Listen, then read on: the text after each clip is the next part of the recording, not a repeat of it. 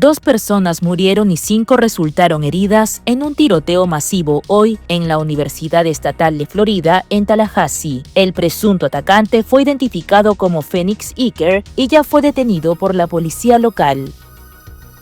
La presidenta de México, Claudia Sheinbaum, expresó su preocupación ante el anuncio de Estados Unidos de desplegar militares durante 3 años en el estado de Nuevo México, fronterizo con México. El Departamento de Seguridad Nacional de los Estados Unidos advirtió que la Universidad de Harvard podría perder su certificación para admitir estudiantes internacionales si no entrega información detallada sobre supuestas actividades ilegales y violentas tras las protestas vinculadas al conflicto entre Israel y Hamás. Jennifer Vázquez Sura, esposa de Kilmar Ábrego, respondió a la difusión de una denuncia contra su esposo en 2021 de parte del gobierno de Trump y aclaró que la orden de protección fue solicitada tras un desacuerdo personal y nunca se formalizó.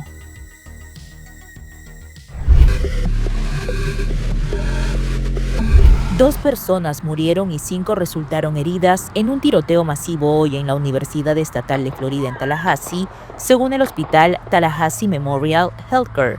La portavoz del nosocomio, Stephanie Derpolsky, confirmó al periódico Tallahassee Democrat que en primera instancia habían recibido a 6 pacientes, uno en estado crítico y el resto en estado grave, relacionados con el tiroteo. El sospechoso del trágico hecho fue identificado como Phoenix Iker, quien invocó su derecho a no hablar cuando fue detenido por la policía. Así lo indicó el jefe de la policía de Tallahassee, Lawrence Rebel. La autoridad también declaró que la pistola encontrada con el presunto atacante cuando fue detenido pertenecía a su madre, quien es ayudante en la oficina del sheriff del condado de León. Se ha reportado un atacante activo en la zona de la Unión de Estudiantes, informó la universidad en una publicación en X.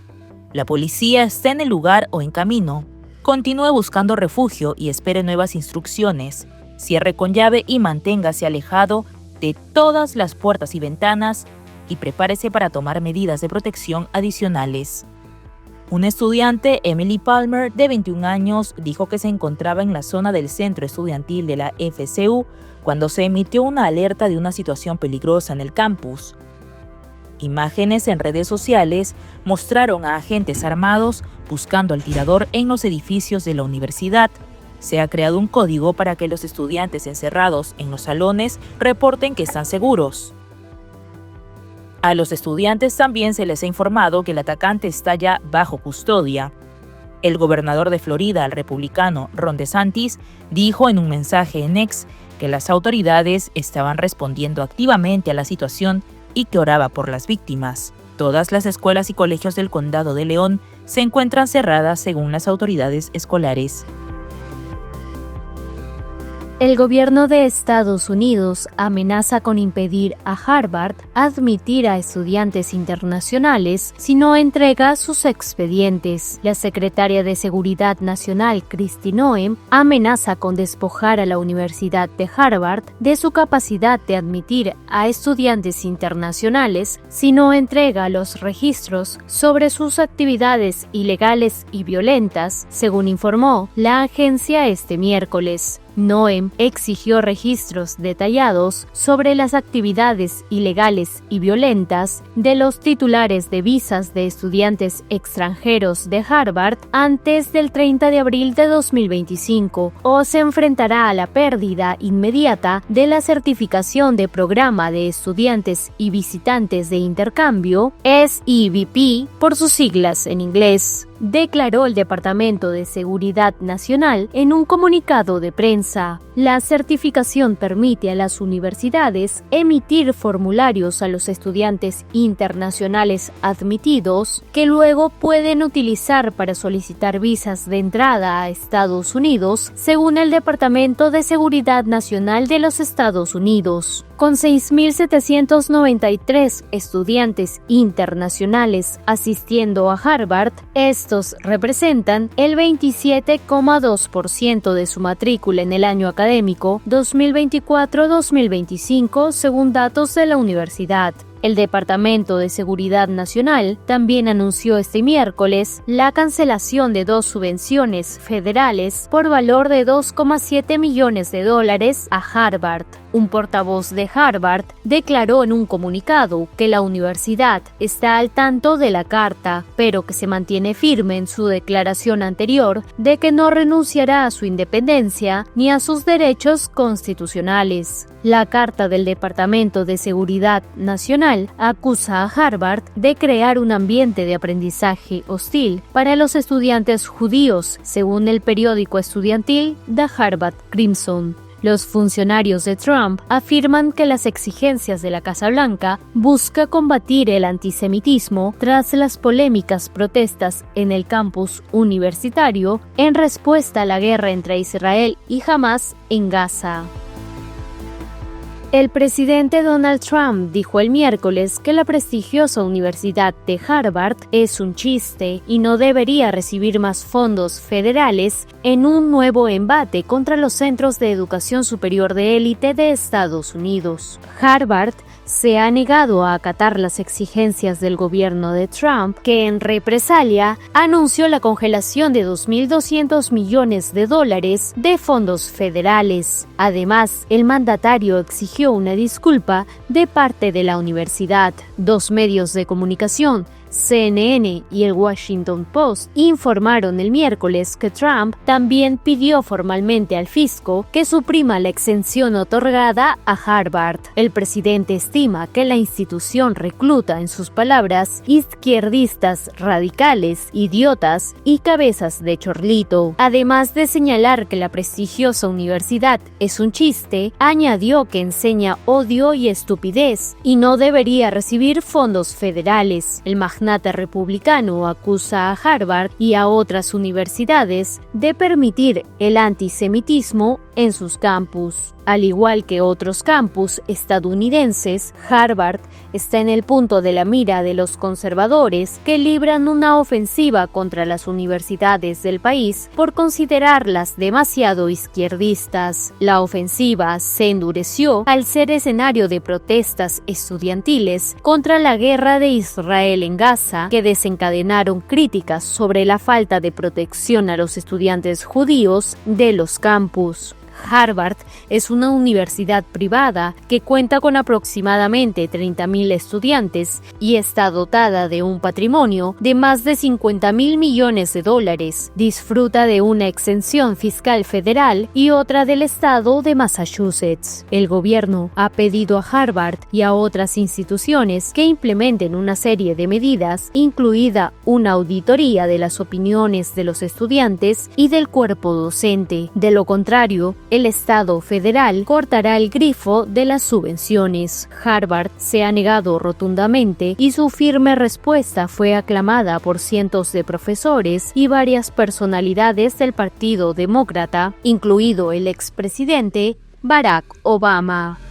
La esposa del hombre de Maryland que el gobierno de Estados Unidos deportó por error a El Salvador reconoció que presentó una orden de protección civil contra él hace 4 años, pero dijo que fue por precaución y que la pareja resolvió sus problemas. La declaración de este miércoles de Jennifer Vázquez Sura, esposa de Kilmar Abrego García, se produjo después de que el Departamento de Seguridad Nacional publicara en X una copia de una orden de protección que Vázquez Sura solicitó contra su esposo en 2021. El Departamento de Seguridad Nacional publicó partes de la orden en la red social X el miércoles y describió a Abrego García como un miembro de la pandilla MS-13, que no es una figura simpática. La divulgación del documento por parte de la administración Trump se produce como parte de su renovado esfuerzo por retratar a Abrego García, quien no ha sido acusado ni condenado por ningún delito, como un criminal violento y peligroso y miembro de MS-13. La esposa y los abogados de Abrego García han negado que él sea parte de una pandilla. En una declaración a CNN, Vázquez Sura dijo que buscó una orden de protección civil después de un desacuerdo con Abrego García. Vázquez Sura señaló que sobrevivió a una relación anterior que incluía violencia doméstica. doméstica. No compareció a la audiencia judicial y el caso no procedió. Las cosas no se intensificaron y decidí no seguir con el proceso judicial civil, dijo en la declaración. Pudimos resolver esa situación de manera privada como familia, incluso con terapia. Nuestro matrimonio solo se fortaleció en los años que siguieron. Nadie es perfecto y ningún matrimonio es perfecto. Eso no es justificación para la acción de ICE de secuestrarlo y deportarlo a un país donde se suponía que debía estar protegido de la deportación. Este miércoles, Leavitt regresó al podio para publicitar la orden de protección de Maryland, así como atacar al senador demócrata de Maryland, Chris Van Hollen, por viajar a El Salvador en un intento de ver a Abrego García. Y si él regresa a Estados Unidos, será deportado de inmediato. Nada cambiará el hecho de que Abrego García nunca será padre de Maryland, nunca volverá a vivir en Estados Unidos. Es terrible y triste que el senador Van Hollen y los demócratas que aplauden su viaje a El Salvador hoy sean incapaces de tener un ápice de sentido común o empatía por sus propios electores y nuestros ciudadanos. El gobierno de Trump ha criticado lo que han descrito como una representación mediática excesivamente positiva de Abrego García. El gobierno de El Salvador rechazó el pedido de liberar al migrante salvadoreño deportado por error para que vuelva a Estados Unidos como exigen los tribunales. Así lo aseguró el senador demócrata Chris Van Hollen, que viajó al país centroamericano para tratar de conseguir el retorno de Kilmar Abrego García. I'm asking President Bukele, under his authority, Le estoy pidiendo al presidente Bukele, bajo su autoridad como presidente de El Salvador, que haga lo correcto y permita que el señor Abrego García salga de prisión, un hombre que no ha sido acusado de ningún delito, ni condenado por ninguno, y que fue secuestrado ilegalmente desde Estados Unidos. Bukele, recibido por Trump el lunes en la Casa Blanca, ya había anticipado que no tenía el poder de enviarlo de regreso a Estados Unidos. El salvadoreño de 29 años es uno de los 261 expulsados a El Salvador el 15 de marzo por la administración del presidente Donald Trump, invocando la Ley de Enemigos Extranjeros de 1978. A pesar de los dictámenes de la justicia estadounidense y de que no hay evidencia de que Abrego perteneciera a la pandilla MS-13, continúa en el Secot, una megacárcel de alta seguridad. El gobierno de Trump reconoció que el salvadoreño fue deportado por un error administrativo, puesto que en 2019 una corte revocó permanentemente la posibilidad de expulsarlo a El Salvador. The Trump administration is clearly in violation of American court orders. La administración Trump claramente está violando órdenes judiciales estadounidenses, pero eso aún deja una pregunta: ¿por qué el gobierno de El Salvador sigue manteniendo en prisión a un hombre cuando no tiene pruebas de que haya cometido un delito ni se le ha proporcionado ninguna prueba en su contra? Any evidence from the United States that he's committed a crime. De acuerdo con el vicepresidente de El Salvador, Félix Ulloa, la administración Trump le está pagando al gobierno de su país para mantenerlo en el Secot. El senador pidió dejar en libertad a Abrego para buscar la forma de llevarlo al estado de Maryland, donde residía con su esposa. La propuesta fue rechazada por la Casa Blanca. Y si alguna vez regresara a los Estados Unidos, sería deportado de inmediato nuevamente. Nada cambiará el hecho de que Abrego García nunca será un padre en Maryland, nunca volverá a vivir en los Estados Unidos de América. El Ejecutivo se niega a dar información sobre las medidas adoptadas o previstas para su regreso y hace una lectura singular del fallo de la Corte Suprema. Considera que el tribunal solo pide que levante obstáculos internos que de otra manera impedirían que este extranjero regresara a Estados Unidos. México pidió respeto a Estados Unidos ante el despliegue de militares en la frontera de ambos países anunciado por Washington. En su habitual conferencia matinal, Sheinbaum exigió el miércoles que las fuerzas militares estadounidenses no crucen la frontera. Enviamos una nota diplomática, lo puedo decir, en el sentido de que pues es una decisión de ellos, autónoma, de su propio territorio, pero que esperáramos pues que no traspasara la frontera y que siguiera habiendo la misma colaboración que ha habido hasta ahora en materia de seguridad. Estados Unidos anunció el martes que desplegará militares por 3 años en una superficie de 443 kilómetros cuadrados del estado de Nuevo México, fronterizo con México. La misión anunciada servirá, según el secretario de Interior estadounidense Doug Burgum, para aumentar los patrullajes en la zona y construir infraestructura para prevenir la migración irregular y el trasiego de drogas. No sabemos si es para seguir construyendo el muro, cuál sea el objetivo, pero de todas maneras, pues nosotros lo que pedimos siempre es respeto y coordinación. En marzo, Estados Unidos ya había desplegado buques destructores de misiles, uno en el Golfo de México y otro en su costa oeste para apoyar tareas de seguridad fronterizas. Por su parte, México desplegó en febrero 10.000 soldados a lo largo de la zona limítrofe con Estados Unidos, como parte de las negociaciones con el presidente Donald Trump para evitar aranceles del 25% a las exportaciones mexicanas. Notable markdowns, but not recession.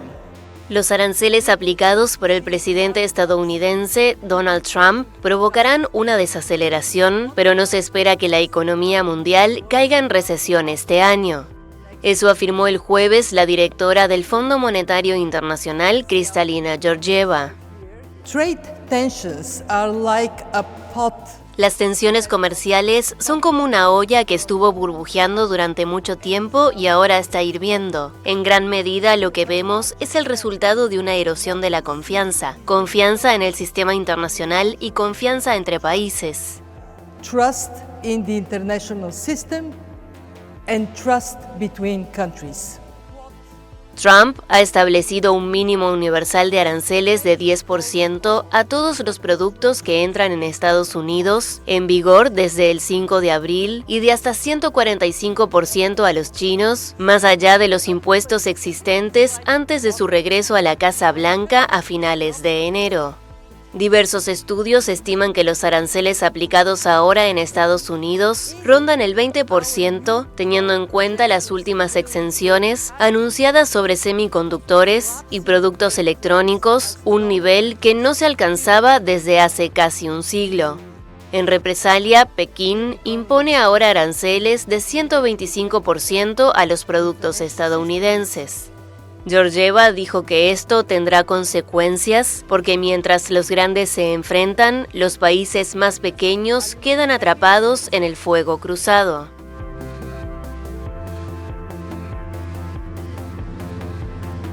El presidente de Estados Unidos, Donald Trump, recibió el jueves en la Casa Blanca a la jefa de gobierno de Italia, Giorgia Meloni. El mandatario republicano está convencido al 100% de que Washington y Bruselas pueden alcanzar un acuerdo, pero ha añadido que este tiene que ser justo. Por su parte, Meloni ha criticado los aranceles del 20% impuestos por Trump a las exportaciones de la Unión Europea, pausados durante 90 días, pero se esfuerza en mantener los lazos con Estados Unidos. Es un momento en el que tratamos de sentarnos y encontrar soluciones, por lo que quiero agradecer al presidente Trump que haya aceptado una invitación para realizar una visita oficial a Roma en un futuro próximo y considerar la posibilidad en esa ocasión de reunirnos también con Europa. El objetivo para mí es hacer que Occidente vuelva a ser grande y creo que podemos hacerlo juntos. Meloni, la única líder europea invitada a la investidura de Trump el 20 de enero, ha hecho un llamamiento a mantener la cabeza fría e instó a Bruselas a no tomar represalias. La decisión de la primera ministra italiana de interceder personalmente ante Trump ha causado cierta preocupación entre los aliados de la Unión Europea que temen por la unidad del bloque. Meloni volará de vuelta a Roma el viernes para recibir al vicepresidente estadounidense J.D. Vance. Los aranceles de Washington podrían tener un gran impacto en Italia, el cuarto exportador mundial, que envía alrededor del 10% de sus exportaciones a Estados Unidos.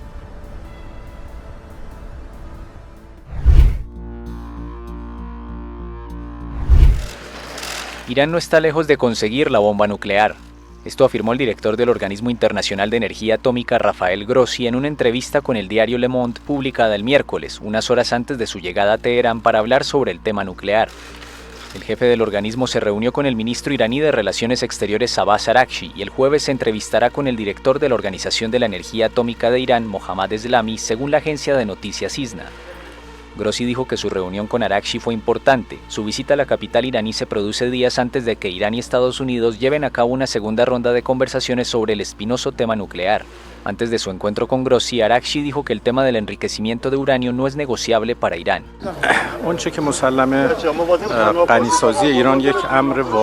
El enriquecimiento de Irán es un asunto real y aceptado. Estamos dispuestos a generar confianza en respuesta a posibles preocupaciones, pero el tema de enriquecimiento no es negociable.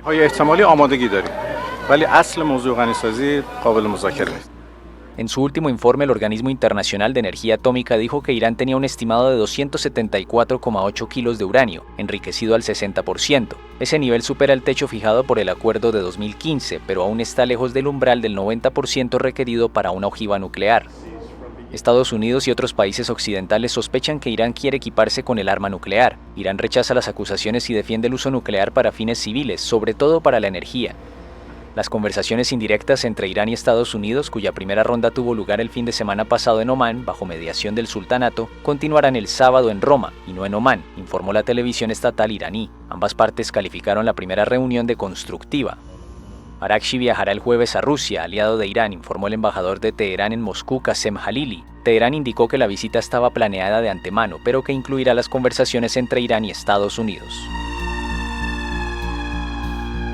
Varios bombardeos israelíes en la Franja de Gaza mataron el jueves a casi 40 personas, entre ellas niños, la mayoría en campos de desplazados, según indicó la Defensa Civil local. El ejército israelí, que no comentó estos ataques por el momento, intensificó sus bombardeos y amplió sus operaciones terrestres en el asediado territorio palestino desde la reanudación de su ofensiva el 18 de marzo, poniendo fin a 2 meses de tregua en la guerra entre Israel y Hamás. El primer ministro israelí Benjamin Netanyahu estima que una presión militar aguda forzaría al movimiento islamista palestino a entregar a los rehenes secuestrados durante el ataque de Hamás el 7 de octubre de 2023 en suelo israelí. Tras el ataque, Netanyahu prometió destruir a Hamás, que llegó al poder en 2007 en la Franja de Gaza, fronteriza con el sur de Israel. Israel busca que el movimiento se desarme y que sus combatientes abandonen el territorio, algo que Hamás rechaza. En una muestra de mayor presión, el ejército israelí anunció el miércoles que había transformado el 30% del enclave en zona de seguridad, lo que impide vivir allí a los palestinos. Israel sigue además bloqueando desde el 2 de marzo la entrada de ayuda humanitaria en la Franja de Gaza, pese a las condenas internacionales. En paralelo, Hamás, que es considerado una organización terrorista por Israel, Estados Unidos y la Unión Europea, se prepara para responder a una propuesta israelí de tregua transmitida por los mediadores egipcios, según 2 responsables del grupo.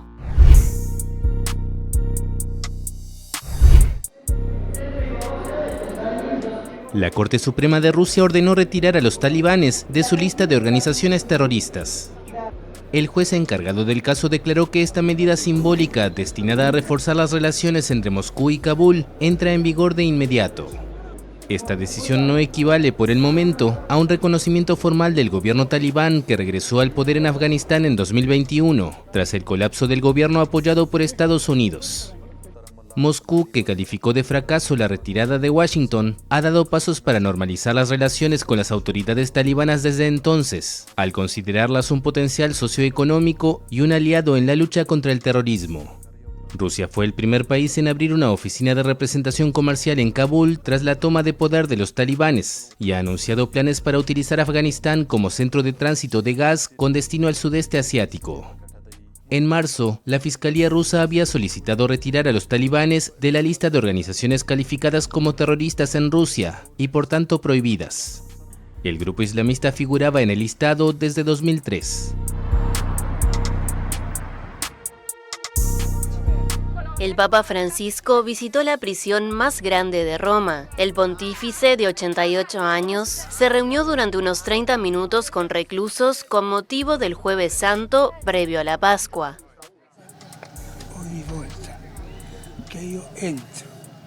Cada vez que entro en estos lugares, me pregunto por qué ellos y no yo.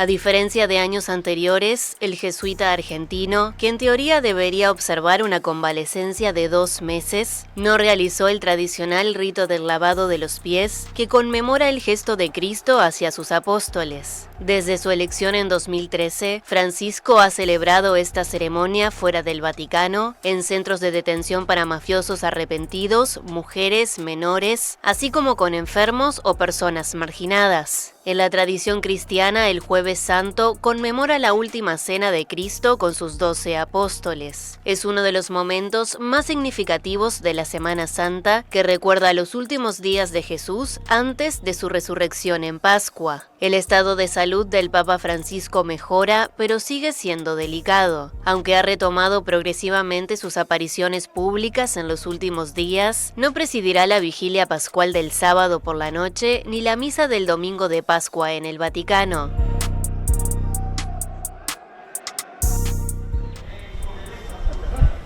Un teleférico se accidentó el jueves en un municipio de la región de Nápoles, en el sur de Italia. El servicio de bomberos informó que al menos 4 personas murieron. El teleférico conecta Castellammare di Stabia con el Monte Faito, en un recorrido de casi 3 kilómetros y con un desnivel de 1 kilómetro. El accidente se produjo por la rotura de un cable del teleférico, cuando una cabina con 16 pasajeros se encontraba cerca de la ciudad y una segunda estaba a mayor altura sobre un precipicio. Los pasajeros de la primera cabina fueron rescatados rápidamente, pero el mal tiempo y la niebla impidieron acceder fácilmente a la segunda. Este teleférico fue inaugurado en 1952 y hasta ahora solo se había registrado un accidente en 1960, cuando una cabina se precipitó y 4 personas murieron.